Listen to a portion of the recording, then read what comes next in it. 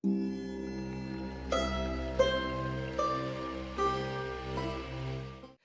привет! Я рада, что вы зашли ко мне на канал, и сегодня я покажу вам процесс декорирования вот этой вот шкатулки. Я сделала ее матовой, такого приятного цвета, а сверху у меня имитация мозаики. Сейчас я вам все подробно объясню, но вначале напомню подписаться на мой канал и нажимать колокольчик, чтобы не пропустить уведомления о новых видео, а также заглядывайте в мой инстаграм и группу ВКонтакте, все ссылки будут в описании. Начала я с того, что выкрутила все винтики из шкатулки и зашкурила ее. Заказывала заготовку я через интернет, и это была моя самая большая ошибка, потому что я не смогла ее посмотреть, и доставили мне ее в не очень хорошем состоянии, у нее были сколы, у нее была помята крышка, поэтому на этапе нанесения грунта я постаралась это максимально исправить.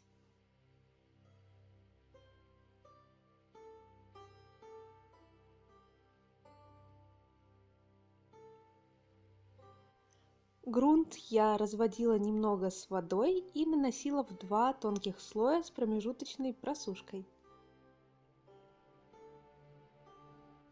И пока заготовка высыхала, я занялась самым интересным. Мне понадобился моделирующий гель и акриловые краски. Я нанесла все это мастихином на файлик, перемешала. Оставила высыхать на ночь, и на следующий день гель превратился в такую пленку, которую я смогла легко снять и нарезать кусочки для мозаики.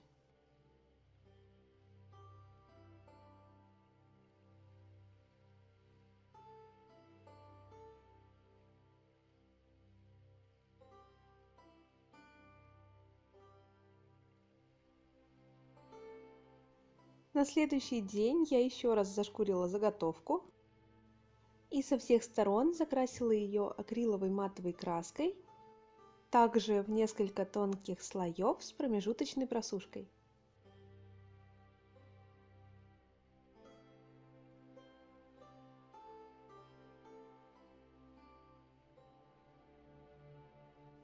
Затем я сняла гель, который как раз таки уже превратился в пленку, и нарезала его на треугольнички разных размеров. Дальше началось самое интересное и в то же время для меня самое сложное. С помощью декупажного клея я стала аккуратно приклеивать часть за частью элементы мозаики. К концу работы все мои пальцы были в клею, и вообще это оказалось не так просто, как я думала. Я наклеивала элементы хаотично, туда, куда мне хотелось. Вы же можете поднапрячься, найти в интернете схему и сделать какой-нибудь красивый узор. Этот процесс занял у меня примерно часа 2, и чтобы не напрягать вас, чтобы вы все это не смотрели, я сейчас просто покажу отрывки. Кстати, какие-то элементы я подрезала уже в процессе работы под нужный мне размер.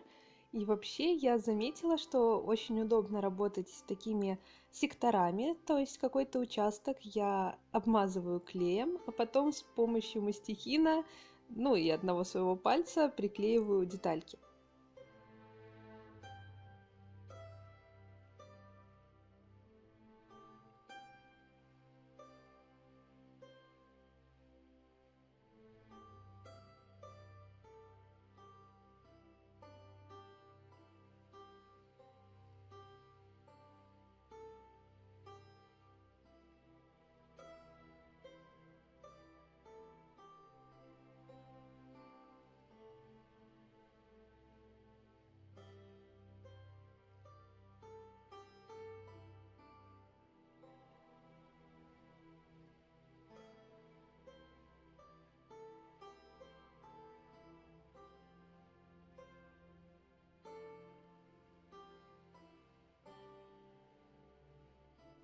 И когда я закончила наклеивать все элементы, я также сверху по мозаике еще раз прошлась декупажным клеем.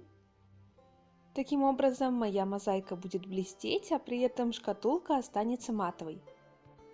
И завершающим этапом украшения шкатулки стал объемный рельеф, который я сделала с помощью трафарета. Также смешала акриловую краску все с тем же моделирующим гелем и нанесла на нужные мне участки через трафарет.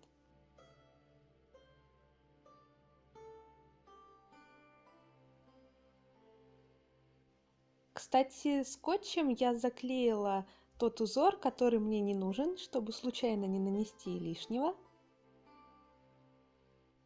Так я нанесла объемный рельеф на крышку шкатулки и еще по бокам.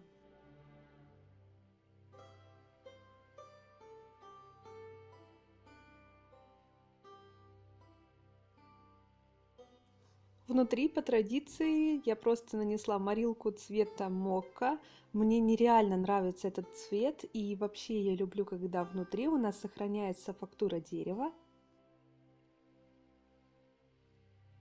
Вот такая шкатулка в итоге получилась. Надеюсь, вам понравилось это видео. Ставьте палец вверх, подписывайтесь на канал и Инстаграм.